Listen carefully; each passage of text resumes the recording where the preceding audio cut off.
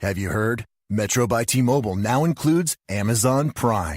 Yes, enjoy the best of shopping and entertainment, movies, TV shows, music, free shipping, and much more. All included for just $40 per line for 3 lines. All on the T-Mobile network. Discover the smarter way.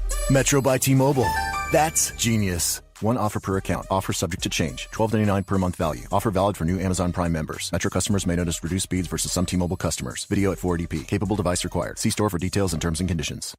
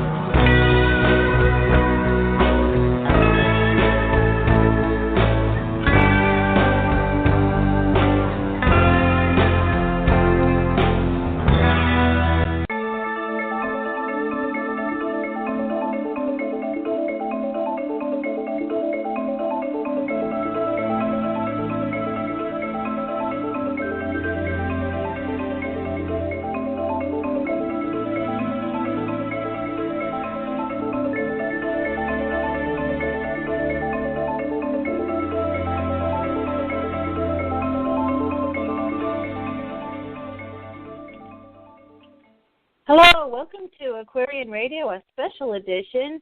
Part of the reason for that is my name is Karen Christine Patrick, and this is my first time hosting and running the board and being the goddess of the board.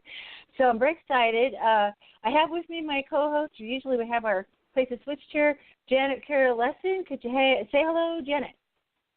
Hello, Janet. I'm here. Yeah, I'm very excited. Intro and everything, aren't you? Wow, I know. Great. I'm looking at the back end of this. I'm super excited. So this is put together to help me learn what to do and also to bring forth some important information, which I think is important. And our topic today, we're going to be talking to Andrew Basiago, who's presidential candidate for 2016. And we're going to talk about one of my favorite topics, the basic income guarantee. And I'll give you a little bit of information and intro about that and an intro about our guest. Andrew Basiago came to the fore after being identified by a webbot analysis of the future zeitgeist, and he was labeled Planetary Whistleblower. That has been very true, as Andy, as he's called, has been on a truth campaign that has proved to be a viral phenomenon. Basiago has revealed the secret project of the shadow government with a meticulous presentation of the facts, and by connecting with other whistleblowers to share with the public about teleportation, time travel, ET visitation, and how the shadow government has been manipulating events using exotic technology that was extrapolated from the research by Nikola Tesla and other researchers. Instead of using this technology for the good of mankind, rather certain families and insiders have been using it to manipulate events to their advantage, to create an unstoppable oligarchy, and to corral humanity into a slavery to the elite. Today, Andy comes on the show with Janet Carol Lesson and Karen Christine Patrick to discuss the basic income guarantee, which is the idea of an unconditional sum of money to be given to each human being to cover the basic cost of living. In the United States, groups are forming, such as the U.S. Basic Income Guarantee Network, usbig.net, if you want to check them out, to discuss the possibility of a basic income guarantee, BIG, in the United States as a primary way to eradicate poverty directly with cash grants to all citizens. Andrew Basiago became the first presidential candidate to fully endorse the basic income guarantee with his publication of 100 proposals, a new agenda for a new America, and you can find all the proposals at Andy216.com. I don't see Andy here on the board. Is he with us? Hello, Andy. I'm time. I'm it's on not coming Skype. up on the switchboard. Okay. Okay. Skype in. Okay. Anyway, not to panic. I sent him an invite. Okay. Not at Super. All. Okay. Well, I can talk a little bit more about the basic income guarantee. I've been talking about it and researching for a couple of years now. So I would just recommend you slow down your voice a little bit because it's a little bit of a delay. So yes, like not so fast, and we can. Okay. I'll slow down. I will go West Coast fast, right? If I talk too fast, it kind of goes. There's a little bit of feedback, so. Okay. Go ahead. Keep going. The basic income guarantee is a topic I've been researching and studying. And actually, I started a fairly successful Facebook group called Caregivers for a Basic Income Guarantee because I was a 20-plus year family caregiver. And it's very challenging enough to be a caregiver, but not to be supported financially. So this is, when I saw it, I was very excited about the idea because at least one, issue could be resolved for families. Oftentimes, 70% of the time, it's the female who takes care of family members, whether it's children or their elderly parents or a disabled family member, sometimes their spouse or significant other. And basically, it's you pretty much most of the time in the acute phases of some kind of accident or illness, you're full-time and you have to take time off of work. And women are often deficited by taking this time off. I actually had the situation where a woman, surprisingly, asked me how come I had so many gaps in my job history, and it was like I was taking care of somebody, a family member, it's she kind of didn't get it, that's a thing that, and I told her that wasn't going to happen again because I had my life situation had changed. But I think it's an honorable thing for anyone if they need to take the time to help their family member. And so that's just one of many scenarios. And primarily what Andy kind of zoomed in on is another factor is technological unemployment. Recently, I found out in Arizona, which is one state away from me here in New Mexico, they are opening a McDonald's restaurant that's fully robotized. It's fully burger-flipping robots. And so my son, that was his first job, was being a burger flipper, as they say, and he went on to learn service skills that he learned in other jobs that he had. So, it's an honorable thing. So where are these kids going to get their out of high school training when all these jobs are going to be gone? Yeah, flipping burgers at McDonald's and working the KFC and all those. I mean, I worked as a cashier. I'm an older person, so back in the 70s, I was working as a cashier and that, it's good training. I worked at Arthur's Features Fish and Chips, so it was good training for how to interact with people, how to follow the guidance of a boss, someone that's older, superior, how to get along with workers, how to do basic skills, run a cash register, all those good things that, just help you to work with money and keep your brain functioning around money and not running around the calculator, but you had to actually count money out to people and things like that. Yeah. I don't know.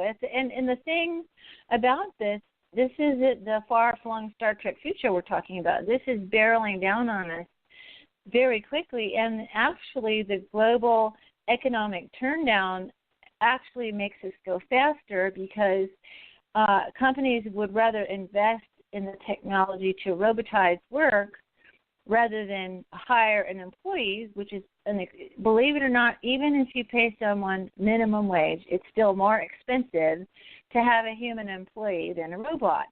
So this is coming down hard and fast, and our economic system really hasn't caught up with it. In other words, the future of the robots taking over our jobs was visualizable all the way back to the early days when we had industrial, tractors and farm equipment take over the manual labor that used to be provided to, pick cotton. As my dad always said, I pick cotton, and he told me all about it. And I didn't even have a clue what that was like because it hadn't been done by machine for so long by the time he told me about that.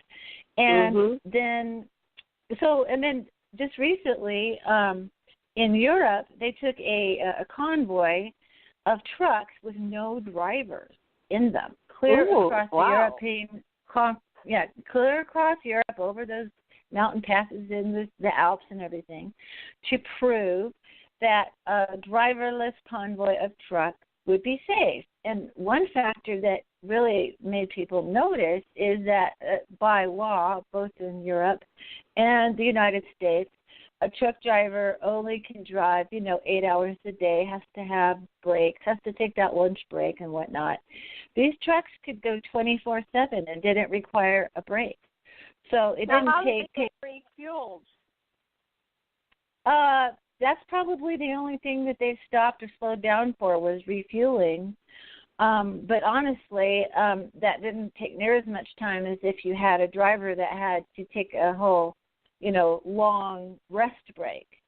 So they would, I'm sure, refuel these trucks the same way as any other. I believe that the process was supervised by a human team, just they wouldn't leave the trucks on their own. The truck could pull up maybe to the gas tank, but they can't get the pump into the gas tank. Well, the infrastructure is going to happen. Robotized the gas station attendants, filling the diesel tanks of robotized, truck drivers, and that's going to wipe out one of the last higher-paying jobs, that the blue-collar set really has. Hey, I believe Andy's with us. Now, let's bring him on. How's that? Okay. I'll just bring him on. Click him on. Hello. Hi, Karen. Oh, hello, Andy. Hi. So glad to have you. We were talking about the robot. Oh, yeah, we're talking about the robotization of hamburger flipper jobs. With Arizona, they actually have a McDonald's now where it's completely robotized starting up next month. And how in Europe they had a truck convoy that was all driverless trucks. And if one of the things is this outstanding, statement that you made in your 100 proposals was the guaranteed income possibility, and what's driving it is technology, automation of jobs that humans have done for a long time. So I don't know if you wanted to read that statement or I can read it, but it's pretty remarkable and forward-thinking. Well, let's talk about it for a while and then read it. Here's the deal. Technology is eliminating jobs and not replacing them. That is the truth of the world we're living in. The only major political figure in the West to make reference to that trend, which is a concrete reality that is affecting the lives of all of us, has been Governor Jerry Brown of California, one of our most visionary public servants, in my humble opinion. Now, the other trend, in addition to technology replacing jobs and, basically replacing people and not replacing their jobs, is the fact that since 1972, in fundamental economic terms, we have been living in a political economy in which there have been economic surpluses. Because we retained finance capitalism and capitalistic notions of the atomistic competition between enterprises and between individuals, we have an economy that's producing surpluses, but what it's producing, even basic life support, is being maldistributed so that in a world of plenty, we have people who are living in poverty. Why are people still living in poverty? Well, the right likes to say that it's because they're shiftless or lazy or drug addicted or alcoholic or fail to get themselves educated and so forth. The reality is, if you study political economy, as I did at the University of Cambridge, people experience poverty because they haven't been internalized within the system of economic prosperity. So let me just cite one example. Let's say we took a homeless person. Let's say somebody who had been on the street for 3 years after getting a college degree. Was not drug addicted, was taking care of themselves, was remaining fairly clean, was having, at least one square meal a day. And we took them and we made them, let's say, a mortgage loan officer. And we taught them in an afternoon how to do the filings of the different mortgage documents and the calculus on one of the standard mortgage loan packages, the basic software. If that person was then permitted by the economy to be a loan officer, every time they closed a loan, what would happen? They would be internalized within the net revenue streams of society. Now, how do you do that when the production of surpluses and high technology are preventing people from having an internalized position within the economy? You can't. So you're basically at a break point where you're either going to establish a political economy whereby, as a matter of the basic credos of the society, you recognize that everybody has a right to a guaranteed minimal income. In other words, that everybody is a stakeholder in what the economy produces. Because what is the alternative in such a situation?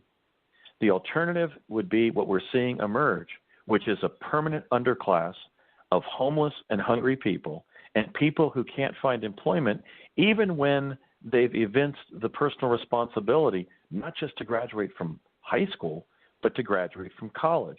And right now in this election of 2016, we're seeing the erosion of the ability of the economy to absorb everybody because the basic frontline blue-collar jobs are being, as you say, robotized. You go into a fast food restaurant, and instead of 6 young people working in that restaurant, let's say that McDonald's, you go up and you put your order in a screen, and one person deals with all the customers as robots are making the Big Macs. That's the world that's evolving. And my question to the American people and to American voters is, how can we morally and politically justify that trend of the growth of a basically inherited underclass when we're producing fundamental surpluses? What do the major moral tenets of our Judeo-Christian culture teach? Well, if you look at the Beatitudes of Jesus Christ, we're supposed to feed the hungry, shelter the homeless, clothe the naked, visit the imprisoned, and so on. So the challenge I'm placing to voters, the American voters, in that one proposal out of 100 is we have to get beyond the belief that there has to be competition that is so keen that we create this underclass.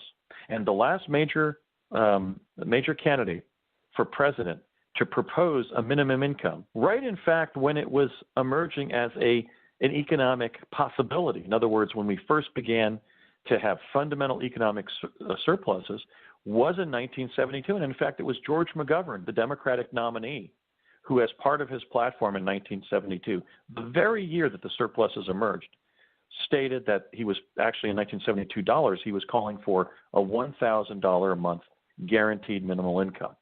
In 2016, I'm calling for a $2,000 minimum guaranteed income for all citizens and in trust to the parents of children, but not to the rich and poor alike, because everybody, when you make everybody a stakeholder in the economy, you're not practicing welfare economics by taking from the rich and giving to the poor. You're taking the surpluses that are being produced by the system and sharing them with everybody. And that's what I cover in that proposal. So I would urge you to read that proposal if you'd like. Yes, I'd be glad to. It was great reading it again today. Here's the proposal. The president should seek to fund a guaranteed minimal income for all American citizens. Technical innovation eliminates jobs and does not replace them. For example, every time a computer is added to a workplace, a job is retained and a job lost. The result is a permanent underclass of the unemployed and underemployed. The solution to technical nemesis is a guaranteed minimum income that would be paid to all adult citizens, regardless of their employment status. The key to adoption of such a social safety net is a tax that does not soak the rich, but that gathers tax revenue in an innovative way from the net cash flows of society.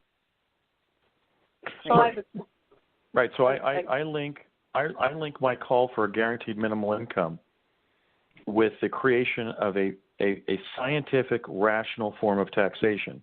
And let me describe the situation we're in and the tax I'm calling for. We basically we're stagnating, we're deadlocked between the conservative doctrine of laissez-faire, which is to deregulate the economy and let the natural machinations of the market allocate goods, which is what the Republicans have been endorsing, and the democratic notion that because that system doesn't create sufficient public goods, we should soak the rich and have a graduated income tax that takes care of those who are not working or do not have incomes or have actually fallen into hunger and homelessness and real poverty. Now, both of those positions, basically the laissez-faire position and the liberal position of tax and spend, are valid, and we have to start meeting eye to eye across the aisle, as it were, politically, and recognize that. What do I mean by that? I mean that because capitalism is essentially a game and money is the playing pieces, the conservatives are right that when you let people keep their playing pieces, that stimulates the buying of goods and services in the economy and economic prosperity. However, the liberals are also right that that system at times experiences market failure and either doesn't price something correctly or doesn't provide a necessary public good. So, for example, if there's not money in building a hospital in a neighborhood where it's needed, it doesn't get built unless you tax and spend and use a more socialized system of political economy to provide for meeting human needs. Now, in that struggle, we're basically deadlocked between do we reduce taxation or do we increase it? We never ask where we gather the tax from. In my view, the taxation that needs to occur to run the legitimate functions of federal and state government is the place in the economy where people are being most selfish with their money. And that's what, in my view, as a political economist, that's where they withdraw money from a bank. When a corporation or an individual withdraws money from a bank, they make that capital unavailable for savings and for lending and from investment. They're basically taking it and using what they want. They're using it to pay their employees. They're using it to buy their colleagues lunch if they're an individual, et cetera. Okay, that's where I would draw tax from. And I would make it a low amount because the money that's passing through the bank withdrawal system, whether it's payrolls that are being accumulated to pay corporate employees their weekly or monthly paycheck, whether it's somebody taking money out of their ready teller to buy lunch, whether it's somebody making a debit card transaction at a fast food joint, the amount of money that's going through that system on a daily basis is astonishing. It's huge. So if you took a small amount of it, just like when a cat or a dog sips water, in nature you see animals constantly making small withdrawals from reservoirs. If we did that with our tax system, we wouldn't have the pain of the other forms of taxation, like the income tax, the sales tax, excise taxes, estate taxes, and so forth, that conservatives resent and that liberals want to increase. We would basically say, okay, every time you perform a bank withdrawal, we're going to take a little bit of money from you. You want to take 4 colleagues out to lunch at a higher-end sushi joint and drop $200 on 5 sushi meals? Okay, you're going to pay us a couple dollars.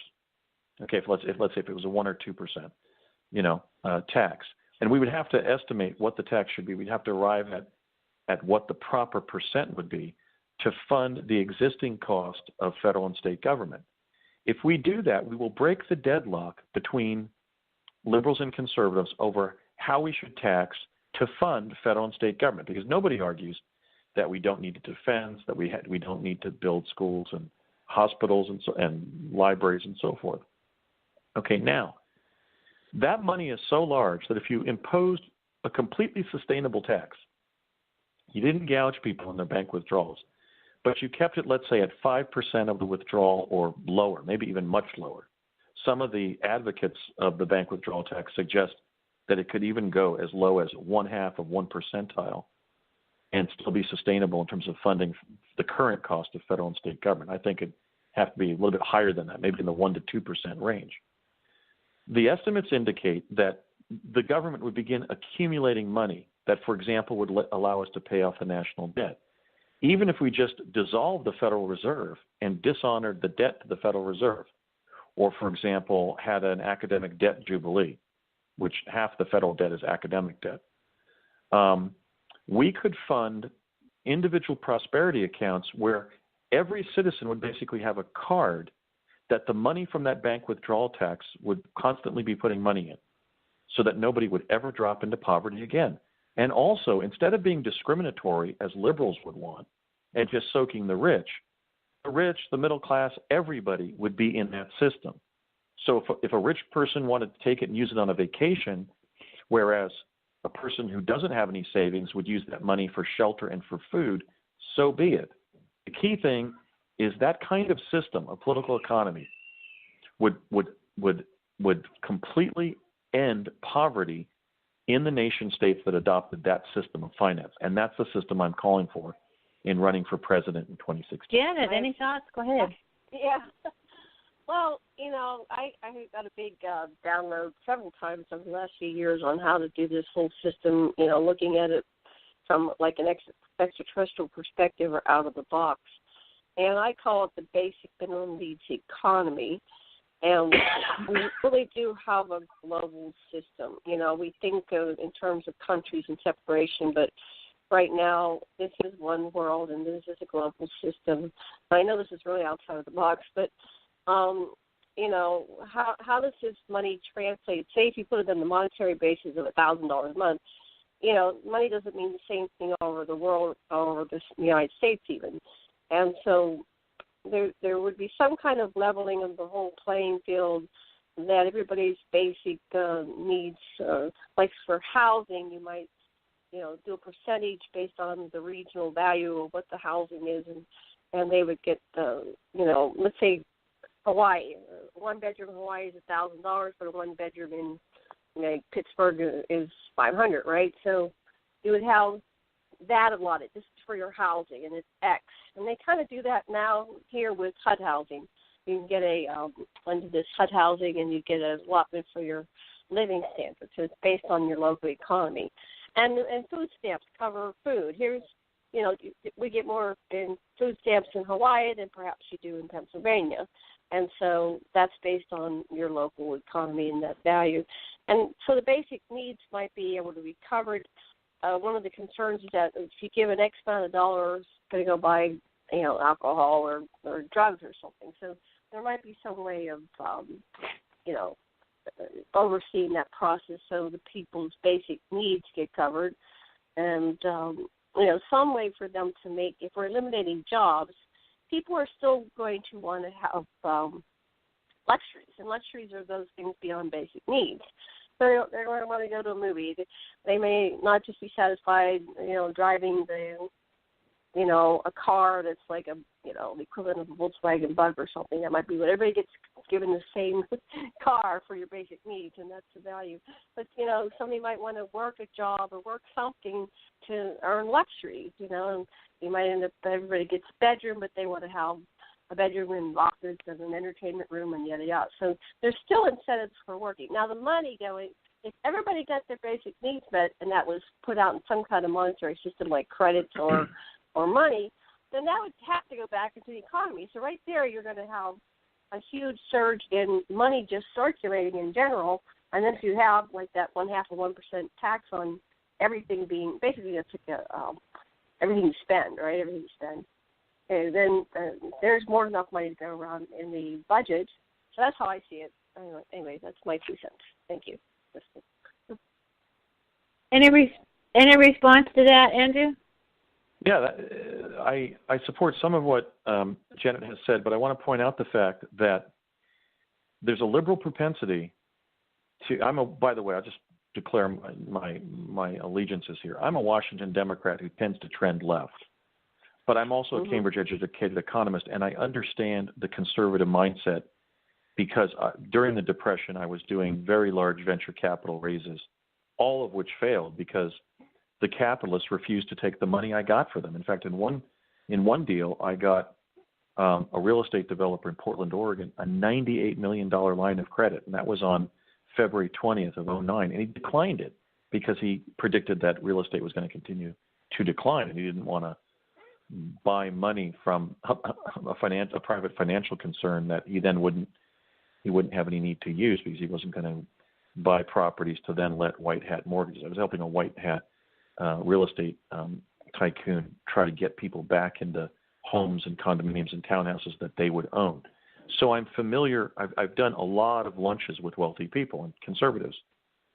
The problem with the overall cast of what Janet said is that there's a liberal propensity not just to rectify and resolve the needs that are produced by modern finance capitalism, but then to engage in social engineering regarding outcomes.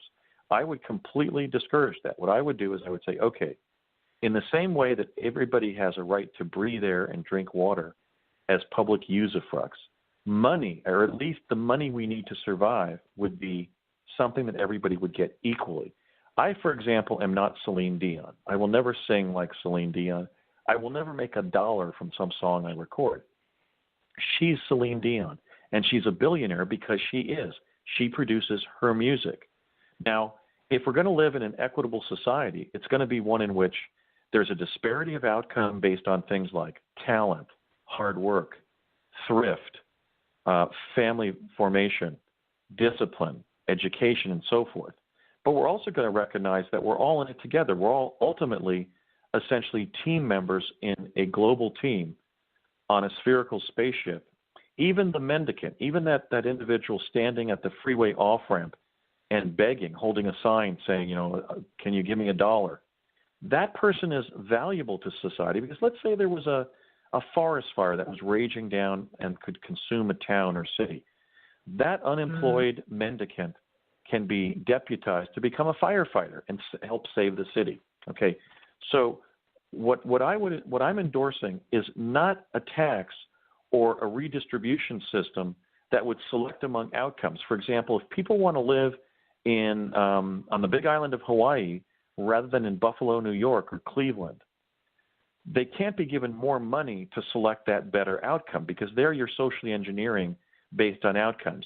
The money that's given, at least to adults, maybe $2,000 a month to adults, maybe $1,000 a month to children held in trust by their parent or guardian, the custodial parent or guardian, would be the same amount for everybody because what you would be saying is, look, we're creating a stakeholder society where everybody naturally has a piece of the action.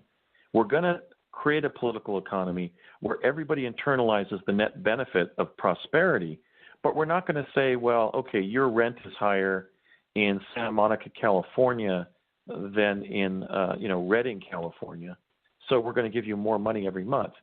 That allows people to pick and choose among outcomes. It's also discriminatory, for example, to people who have scaled down.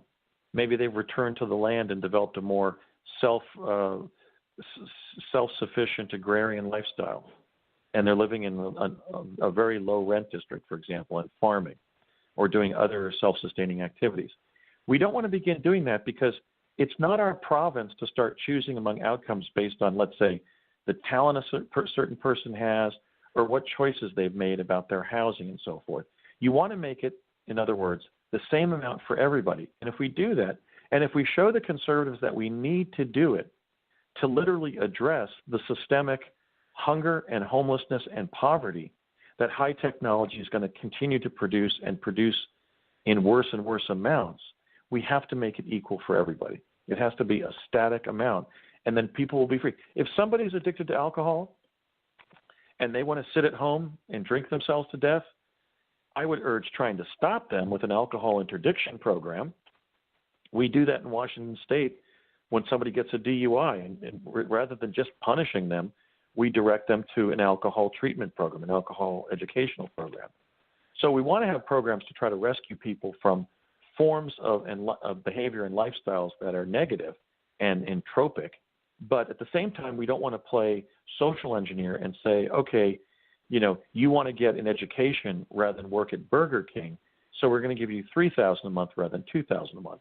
I don't think that's appropriate, and it actually goes against the credo of that's driving what we're trying to do. What we're trying to do is eliminate poverty by including everybody as a stakeholder in the economy and do so at the same level of incentivized income through a guaranteed minimal income program. A couple of things that I feel about this is the unconditional part, and I don't know if everyone really understands that because they start saying, what about the person who already is wealthy? What about the person who has an addiction issue? What about a disabled person, et cetera, et cetera? The what about will have to be dealt with separately from this basic program, because I, can tell the story of my great-grandfather who lost all of his wealth during the Depression. 1 month was in a mansion, the next month the family was living under a bridge. If there was a basic income guarantee, he would sorely need that next month to get his family housed. So the thing is that accounts for the, ups and downs of life, or a spouse, dying and you're living on a double income, housing where it takes both incomes of the family, then there's all these situations that you start to think of where even someone modest income to wealthy income can find themselves in dire circumstances. And also by taking out the conditionality of it, you don't penalize anyone, which is just the case now for people on the lower ends of the spectrum. For instance, the guaranteed minimum income of a person on Social Security disability, where they're penalized, depending on how much money they make, they'll have their benefits reduced. And often the most important benefit of all is health care, because it's so difficult to get adequate health care for everyone on the current, putting all that on the employer.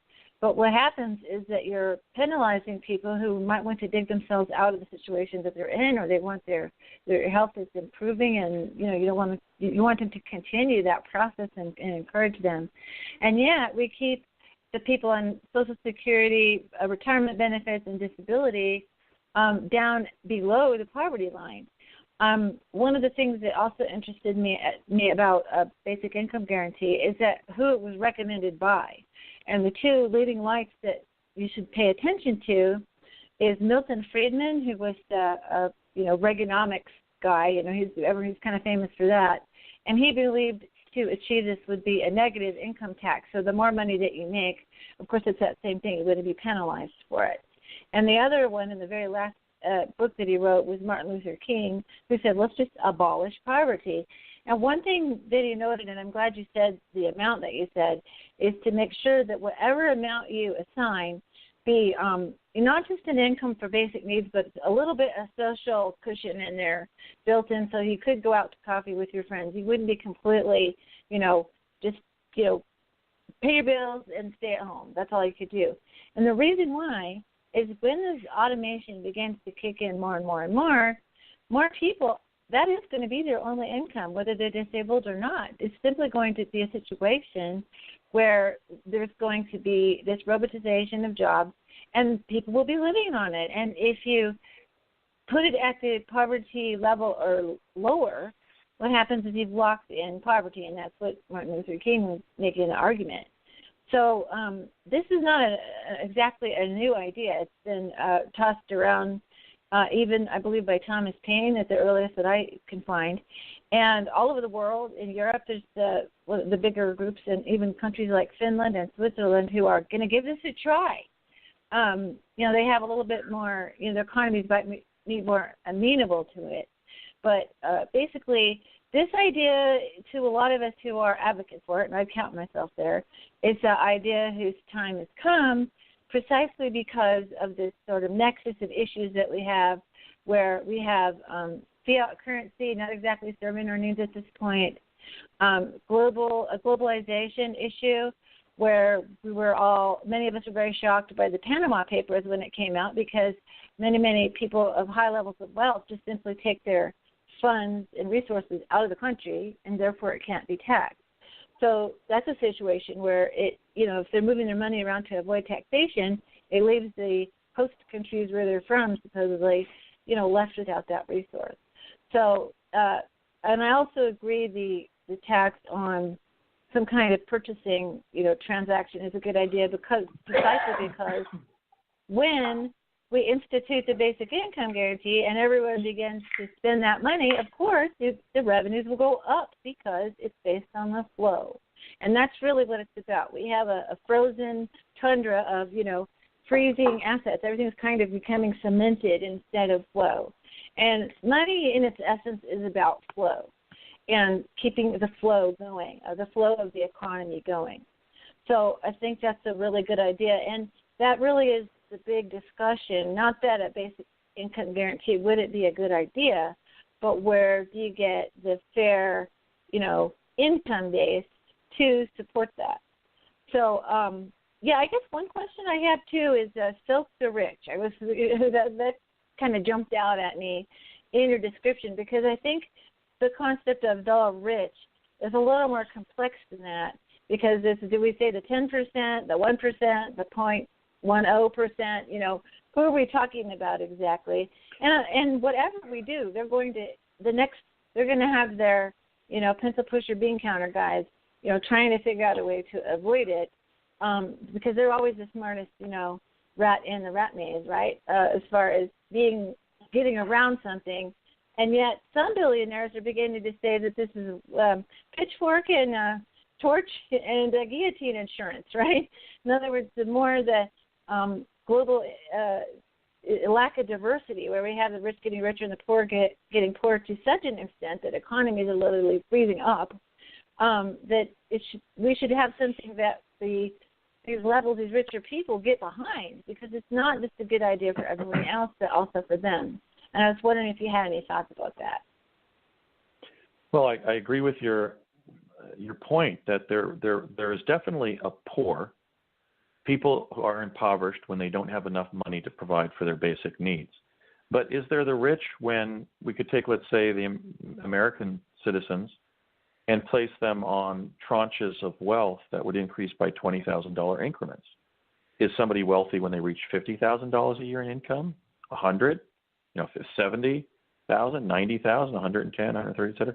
I mean, where do you draw the line where you say, okay, because this class of income earners or wealth holders has reached this attainment level, it's just and equitable to reach in and take their money to address those who are impoverished. There really isn't a rich relative to the poor. There's a cascading series of attainment levels where you could arbitrarily say, well, let's draw the line at $200,000 a year in income or $1 million. And people try to slide that scale during elections like this where the economy is stagnant. I agree with your analysis also that those who have been provided for or who are making a lot of money, whatever that you would define that as being, 200,000, 500,000, $1 million a year or above, would have a form of Social Security in the sense that they would know that despite their good fortune or hard work or whatever wealth creation, there isn't a class of people who are going without the basic necessities of life.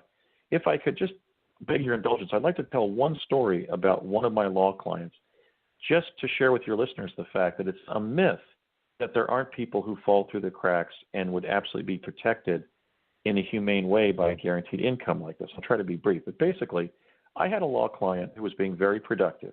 He was a truck driver.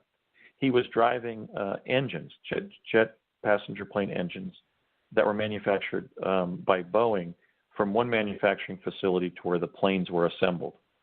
During one of his routes, the engine that he was carrying, among several, the rope was loose, and he went back to his truck bed to tighten the rope so that the engine wouldn't slip off in transit. And when he went back, he slipped on ice on the road. This was in Alaska. He pulled on the rope that was fastening the jet engine to the truck bed, and it rolled over on him.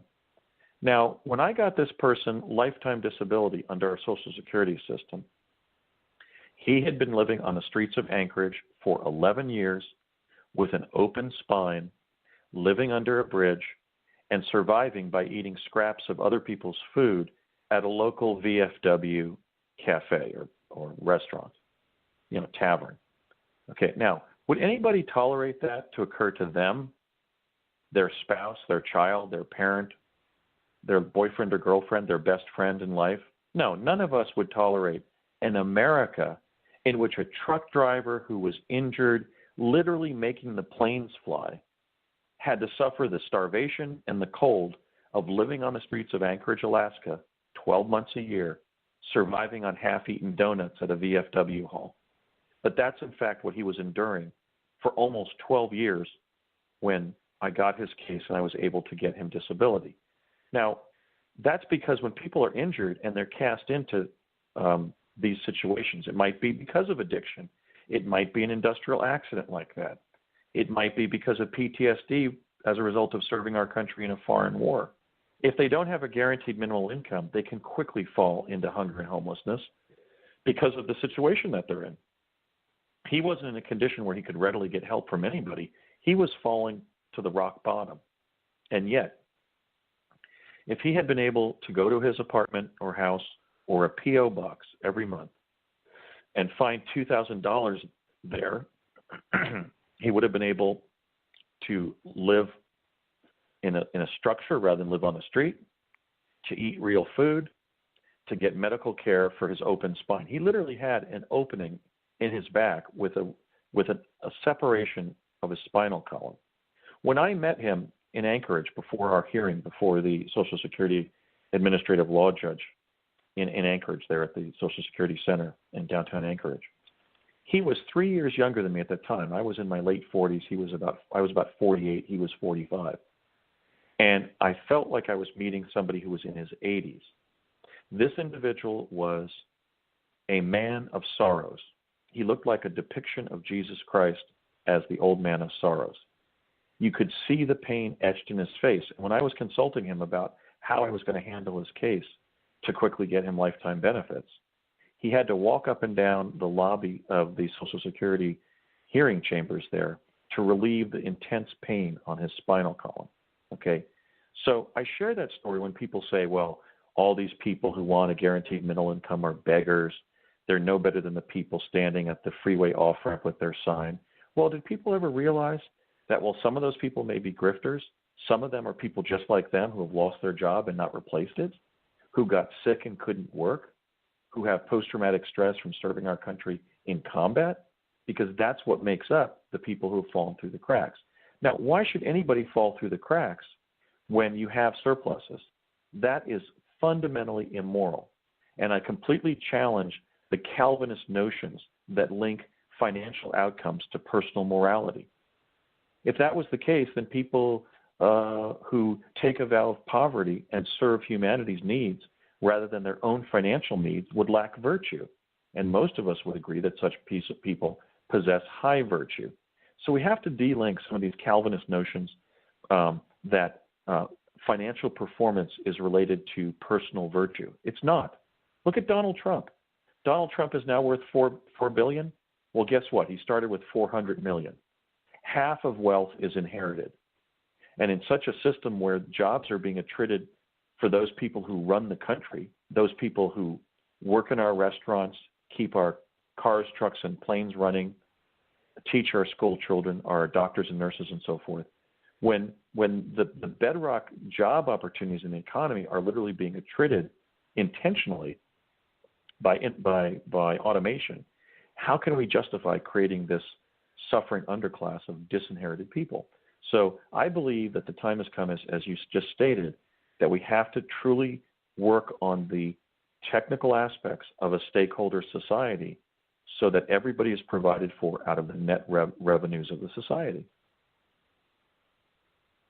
Well and let me add, Karen, Karen, let me add, if people on the right would justify the notion that there should be a 0% inheritance tax so that, quote unquote, I can give my money to my children, or so that a wealthy, prosperous, or productive person can extend their advantage in the future and provision their children, their progeny, with giving them their estate, in their estate plan.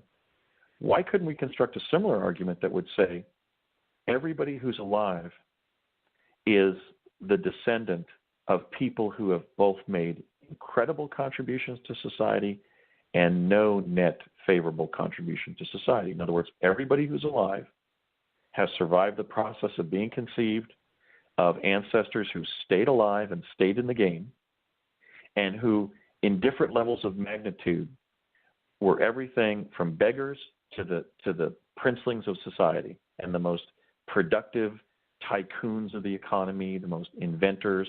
Everybody alive can identify an ancestor who was a totally dissolute alcoholic who lived off the public dole their whole life, or was too disabled to work, and some champions who were incredibly productive. So why should we allow the disinheriting of anybody now alive? You can construct the same argument to say, look, if they're alive, they're the progeny of everybody. They're the progeny of people who have both made huge contributions and no contribution at all to net economic and social gain. And so why not include everybody in the current economy in recognition of that fact that we are truly all heirs to the existing political economy. Our ancestors produced it in different levels, whether they waited tables or were the CEOs of major corporations. Everybody contributed something. Even the mendicants did, because, again, mendicants can be drafted into war. Mendicants can be deputized to fight forest fires. In China, mendicants are given what? They're given a broom and a bowl of rice for sweeping up the streets. So everybody has value, and we shouldn't tolerate, as a Judeo-Christian country, the notion that people have to prove their worth to be provided the basic life support to be sustained in a condition of decent existence as human beings. That's the notion we have to get beyond. Well, so I wanted to add something. Yeah. My concern and consideration is the people that end up in the streets and they don't really have enough sense to pay for their roof over their head to begin with. I worked in Honolulu. I worked for a company, and they were building these little 200 square foot houses, because if you went down to the parks in Honolulu at any given time, there were many places in the park that was wall-to-wall people just living on the street, and they were peeing everywhere. It was very unsanitary, and it felt dangerous to walk, and there was an increased amount of crime. So I, as a therapist, have been doing this for 35 years now. I've seen so many people that just don't have a pay for housing.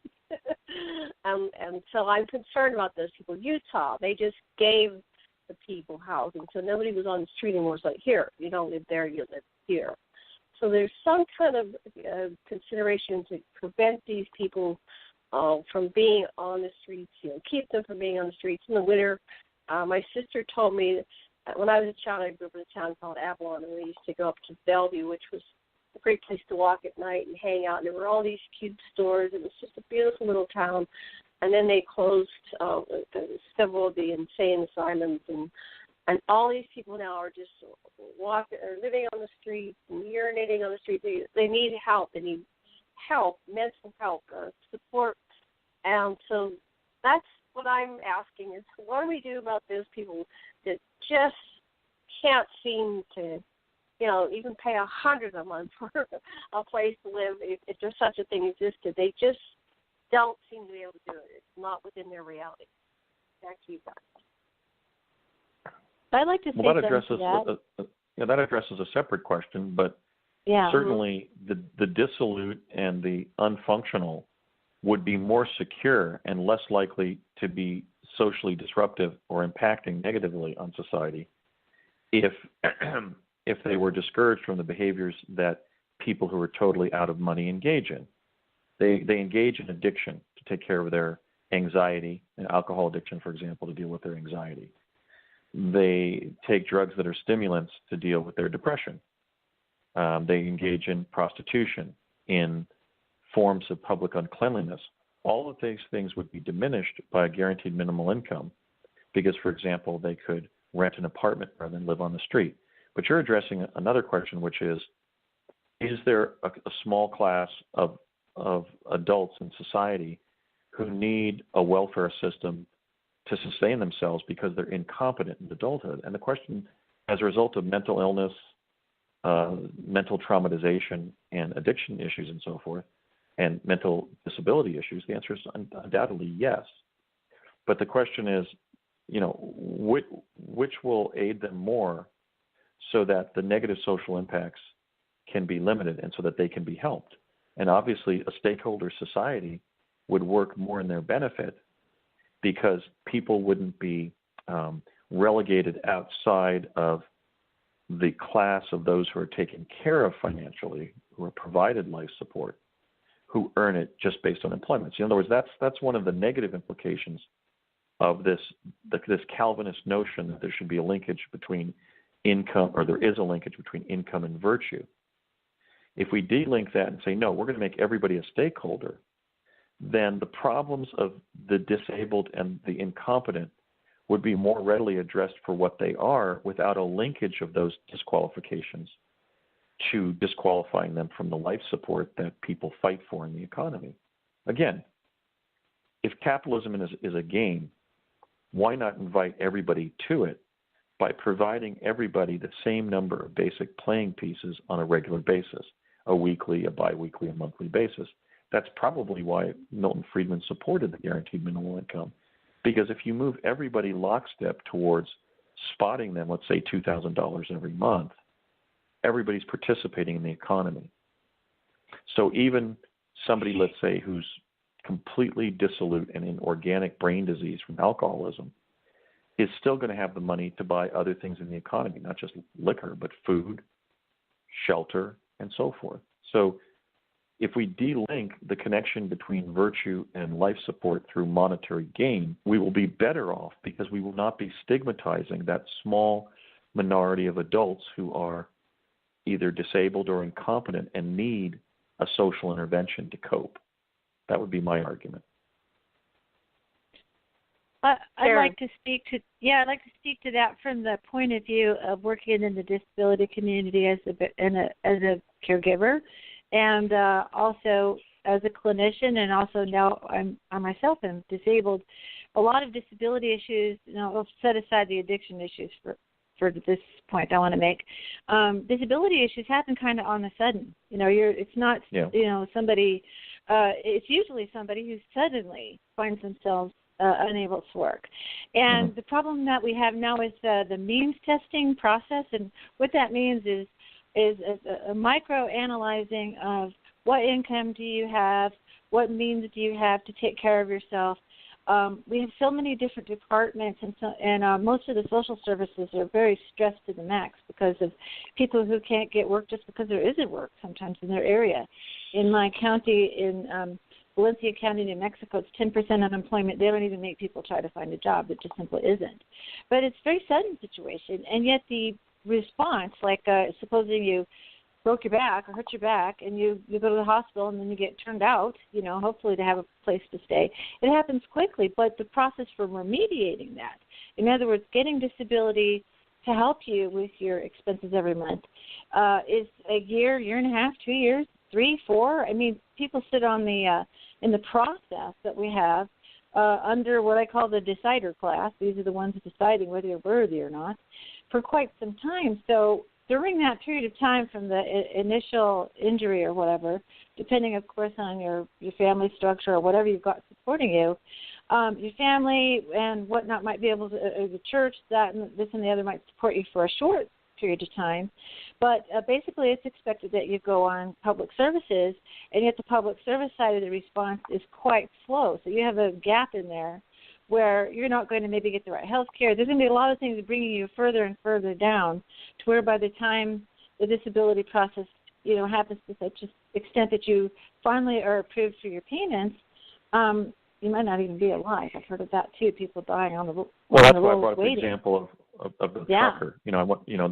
Here was somebody who was getting up like everybody else, drinking his coffee in the morning, getting behind his rig and bringing, Boeing engines between plants.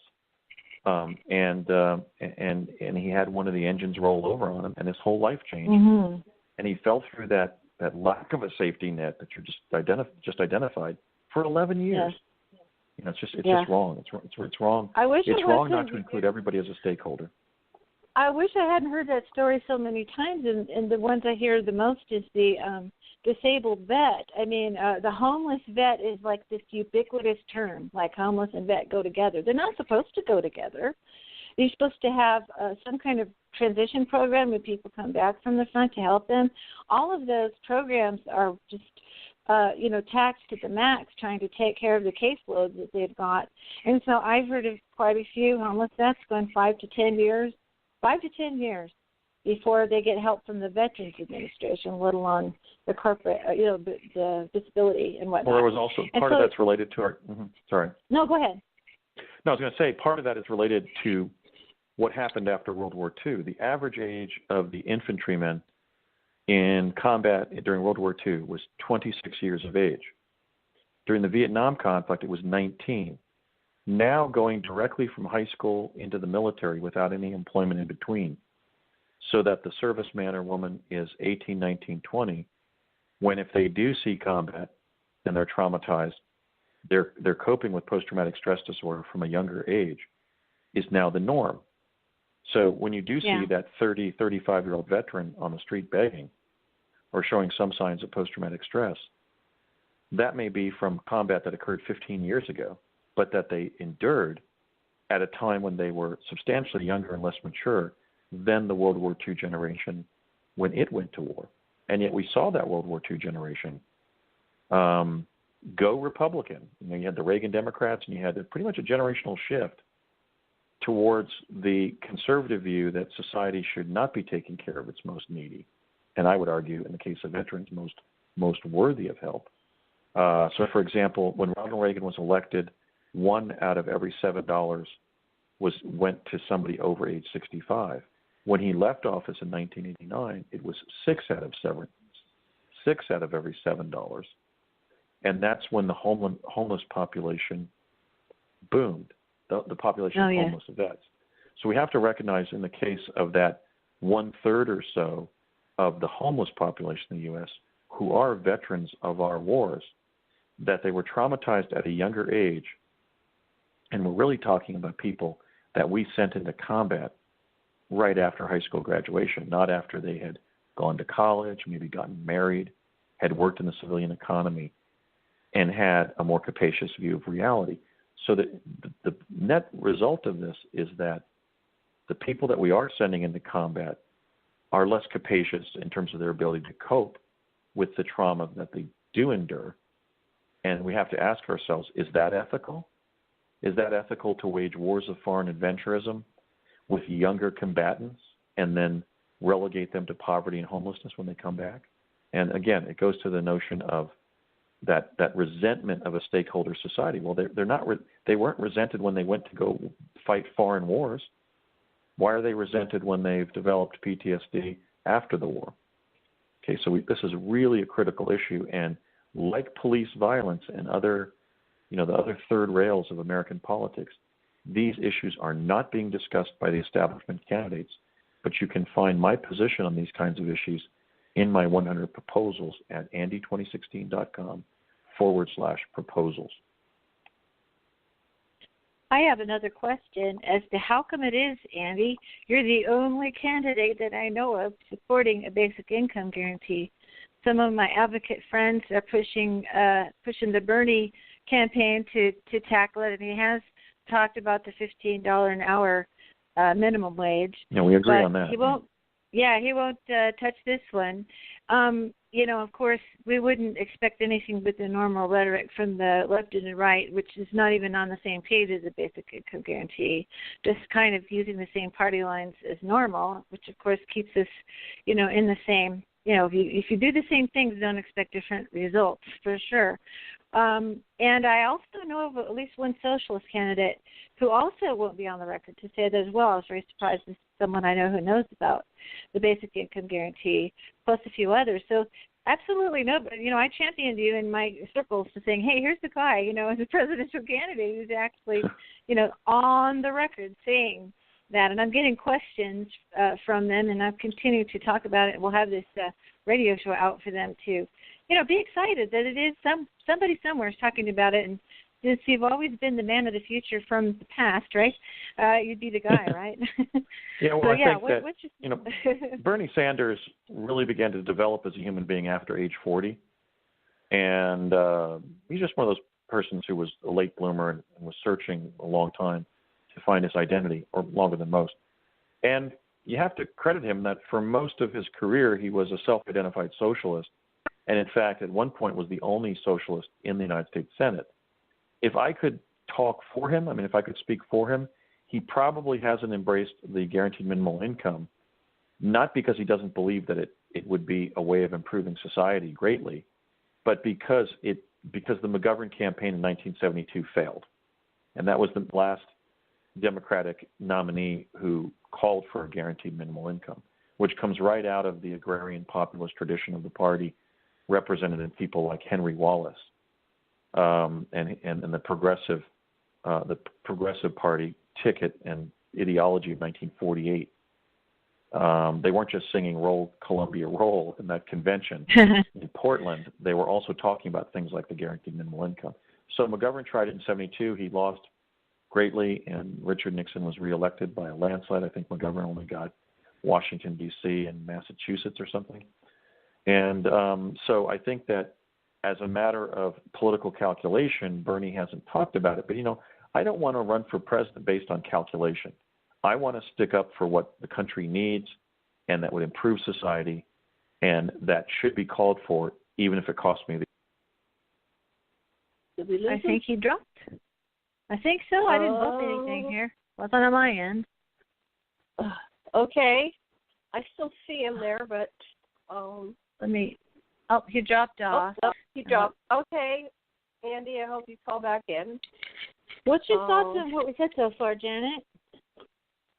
Well, I don't think like anybody else in the world. I'm dealing with people that are druggies and alcoholics and homeless, and my sister is, and ex-boyfriends, and I just, look back on all this stuff, and there's so many people that just end up in the street, and I know they appear to be functioning on some levels, but they just are beyond making decisions about paying their own bills and keeping a roof over their head. They're not really like legally mentally ill. And I watched my boyfriend take all his money and drink it. He would not even have food. He would just drink it and fall asleep every night drunk until he finally died from it all. So I guess that is an illness. Those type of illnesses need to be diagnosed somehow, somewhere. And I'm watching this series called the Midwife, and it's about life in the 50s and 60s in England after World War II.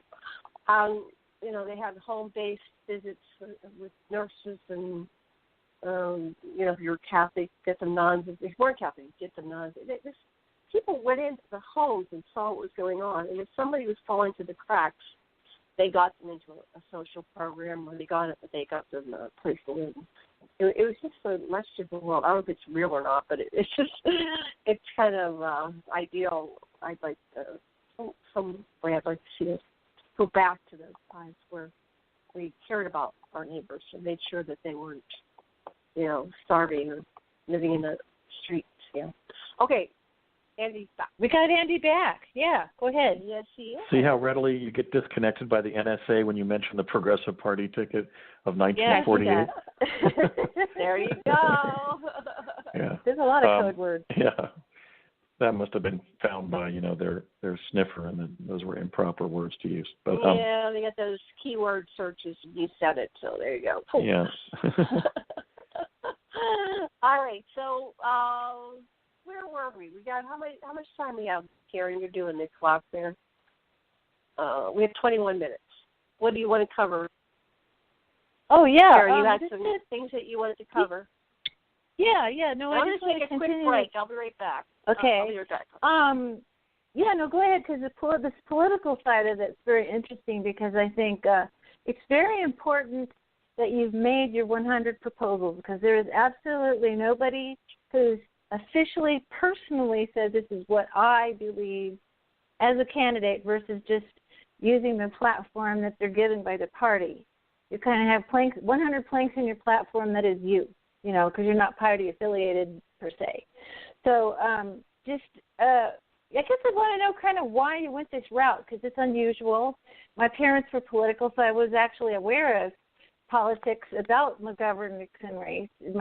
My parents were pointing out, okay, the different steps and going to the convention and selecting a candidate, and I literally learned in that particular election, as a matter of fact. So why'd you go with this personal route? And, of course, right now with the parties kind of squaring up who they want, it seems like it's we've probably had a more transparent issues with the electoral process as never before. That'd be one thing I'd like to know is, what do you see with the problems that people had in the polls at New York and Colorado and different places? Do you think things like that's going to kind of shine the light on the process, which would show, that maybe the people don't have a voice as much as they'd like to have? Because I think that is one of your points that you make.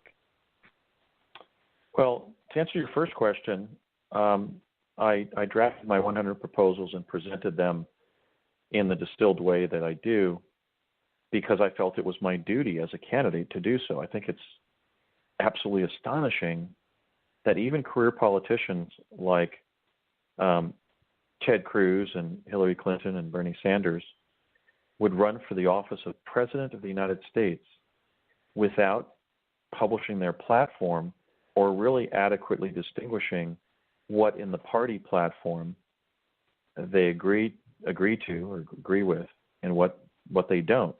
It's very interesting when you contrast, for example, Hillary Clinton's record on the issues and Bernie Sanders. For every, first of all, in terms of fundraising, for every dollar that Bernie got from unions, which is basically his base of support, that's the actual true left Democratic Party, for the most part. Hillary got $10 from corporations, and I like to refer to her platform, her kind of basic ideology as Republican Light, L-I-T-E. So there are really two Democratic parties at this point. We've basically split into a doctrinaire progressive party under candidates like Nader in past elections and Sanders, and then a center-right party like the Liberal Party in England that Patty Ashdown was consistently being nominated by for PM, represented by leaders like Bill and Hillary Clinton. They're not true Democrats. They're actually moderate Republicans. And in fact, Barack Obama, despite his pedigree as a Pan-African activist who assumed the name Barack Obama to embrace his African roots, and who was elected as a young Democrat and presumptive leftist, he has governed center-right, somewhere between Bill Clinton and George W. Bush. So I recognize that there's a bit of a crisis of identity on the left in America. When Barack Obama, for example, was elected in 2008, the leadership of the entire Western Hemisphere had gone left. And we were electing a young black Democrat with a young family and an apparent history of social activism, although when he got elected president, there was scant evidence that he had ever really been a community activist in Chicago. None of the existing African-American activists in Chicago knew who he was. There's also scant evidence that he had ever been a constitutional law professor except for a minor position as a lecturer at the University of Chicago Law School. Then when Barack Obama was elected to the Illinois State House and then to the United States Senate, he was frequently just voting present at during many days when those legislatures were convening. So we have in Barack Obama the triumph of the non-candidate candidate, the candidate who really doesn't tell you what he believes or maybe doesn't believe anything. When I knew Barack Obama back in the Mars Jump Room days, I felt that he wasn't doing his own thinking as a young college student. He was instead trying to find out what he should believe. He was studying ideology rather than thinking about political science and philosophy and so forth. And I remember, for example, an argument that we had in which I was advancing the notion that instead of using the racial palliative invented by the Nixon administration called affirmative action to give opportunity to 10% of upwardly mobile black Americans, we should benefit the entire black community with things like community development block grants and be worried that there were more organic grocery stores and hospitals in the inner city rather than liquor stores. And look at how those liquor stores went up during the LA riots, the Rodney King riots of April, May 1992. I think I was right. So I recognize that as a Washington Democrat and essentially as somebody who agrees with some paleo-conservative nostrums and some socialist ones and some traditionally Democratic ones, and for that matter, some traditionally Republican ones, I wanted to distill my unique ideology and my set of solutions for the country because nobody was doing it. I mean, the only establishment candidate that made any effort to publish his own proposals of where he would take the country as president was Marco Rubio of Florida, a young Democrat Hispanic who may get the VP nod to maybe get Florida and Hispanic vote for whoever the Republican nominee is.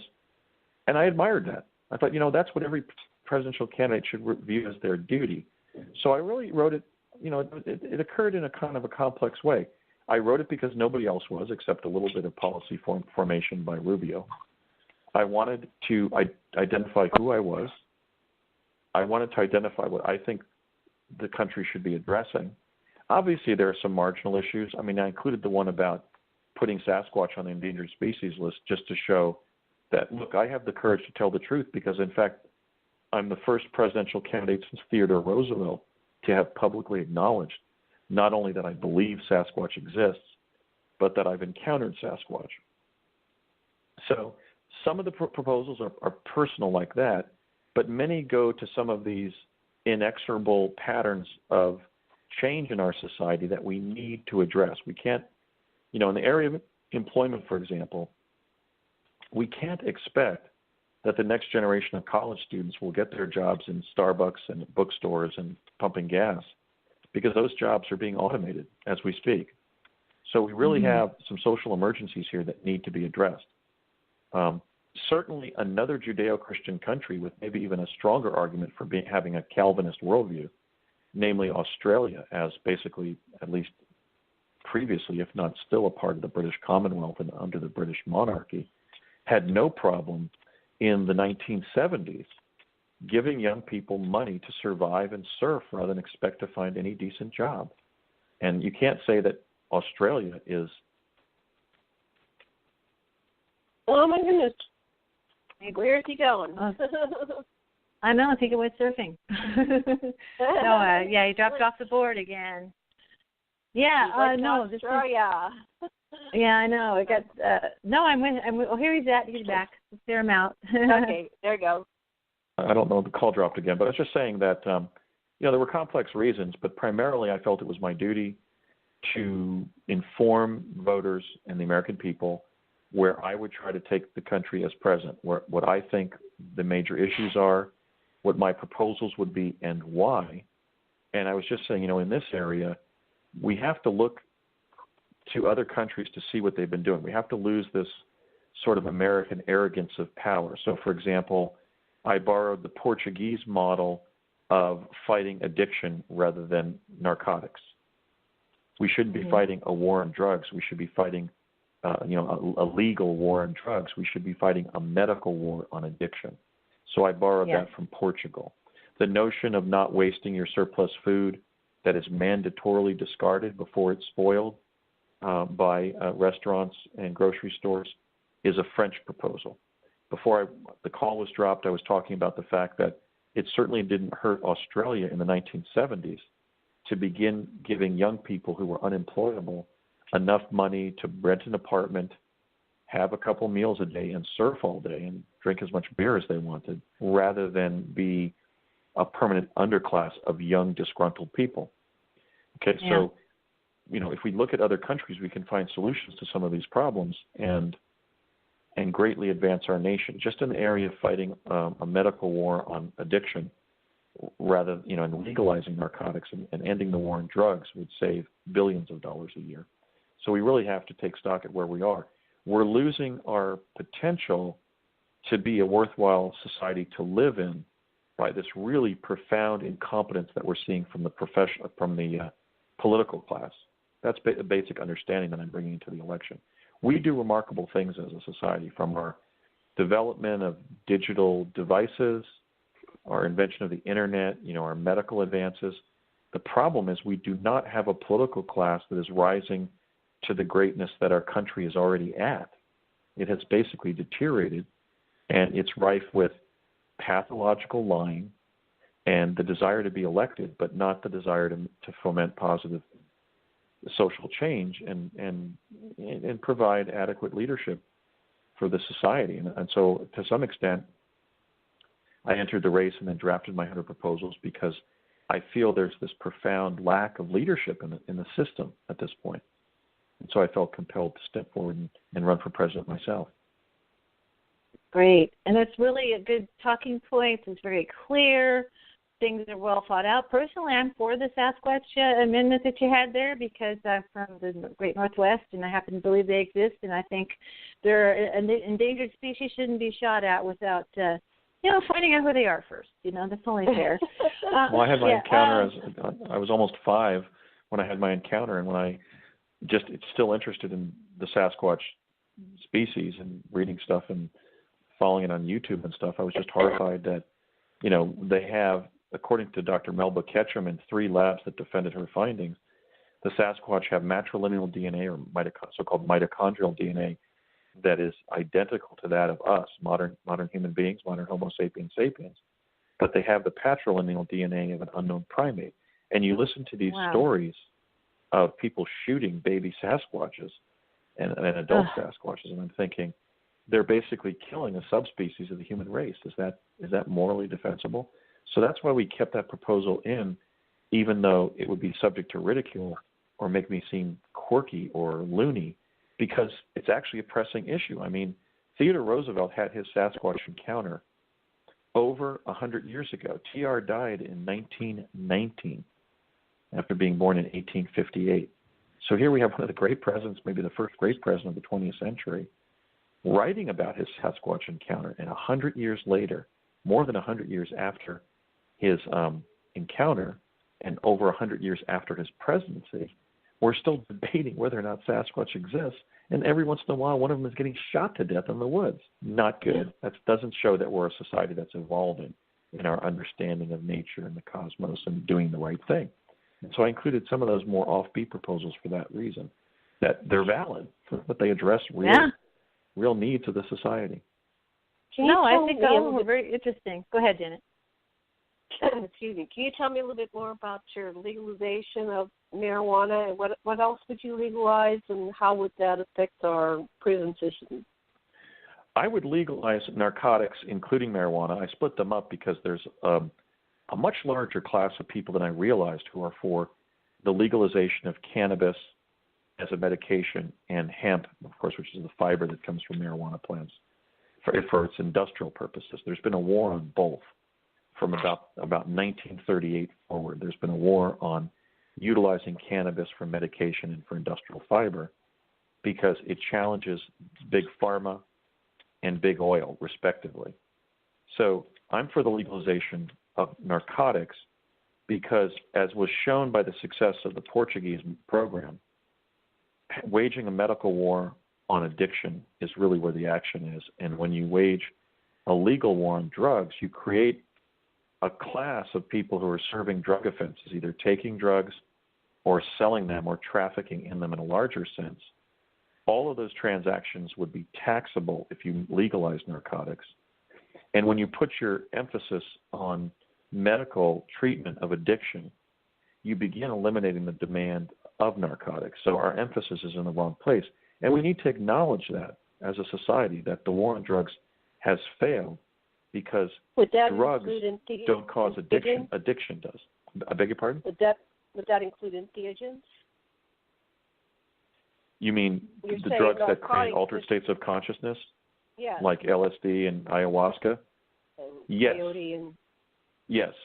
Because there's scant evidence that somebody in the throes of even LSD use, which obviously is a synthetic inorganic narcotic compound, but certainly the natural herbs like ayahuasca or the iboga root are more dangerous to themselves or others when they're in the throes of hallucinogenic drug use. So in the spirit of Terence McKenna, I would also legalize entheogens, even though I've never taken either as a synthetic or natural mind-altering drug, except I was given a small metabolite of mescaline when I was in the Montauk chair with Major Dames when I was in Project Pegasus.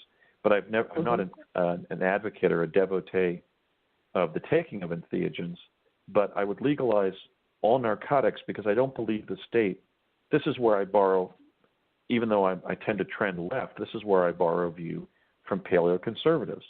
I follow the thinking of libertarians that the government should have no say in telling you what to put in your body.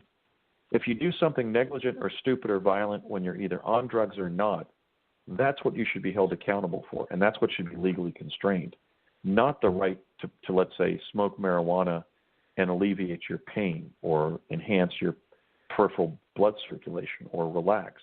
And how can we justify making alcohol, liquor, legal to sell and to consume, but we don't make the taking of other opiates legal? That's just completely inconsistent. It's crazy. So I support the legalization of all narcotics. Yes. We have just a couple of minutes, just about 3 or 4 minutes, just last words from everyone, and I just want to give you a chance also, Andy, to say where people can get a hold of you and find out more information about your presidential campaign. Well, thank you for having me on, and it was an honor. You're in isolating this subject for discussion, you've really put your finger on one of the most important issues that we're facing in the West, which is coping with trends involving technology eliminating jobs, population growth, the diminishment of employment opportunities, the creation, God forbid, of a larger and larger permanent underclass. So I really salute you for identifying this issue as one of the major issues before our society. I hope I've given your listeners a clear view of where I stand on this issue with a guaranteed minimum income of $2,000 per adult citizen and maybe a $1,000 kick-in for children that will be held in trust by their parents during, in real time. Your listeners can reach my campaign. An explanation of who I am is at andy2016.com. And then I set out my 100 proposals, which I call a new agenda for a new America, at andy2016.com/proposals. And if any of your listeners would like to donate to my campaign, they can do so at andy2016.com/donate. So I'm in this race. I'm in it until November. We're currently getting qualified in the different states that require write-in candidates to get registered. And I will continue to run in future elections through the 2028 election, the next 4, 2020, 2024, and 2028, if I have to get elected. But I think I'm going to get in a little bit earlier than that, namely possibly 2020. But I'm in this for the long haul.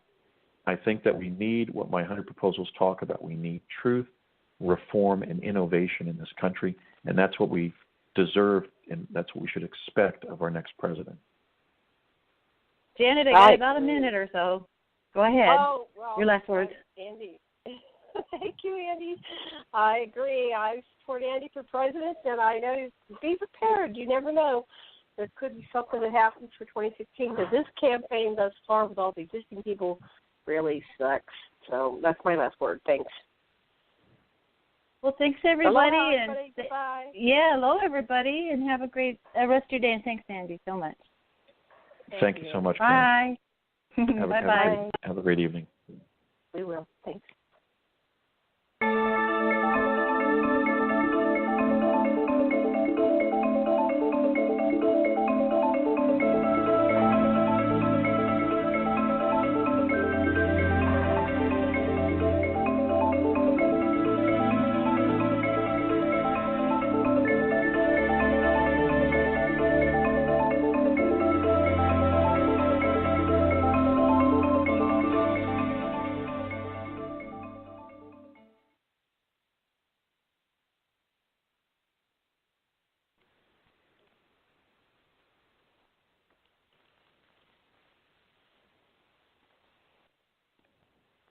Medicine is one of the most difficult, fast-paced yet rewarding paths you can take.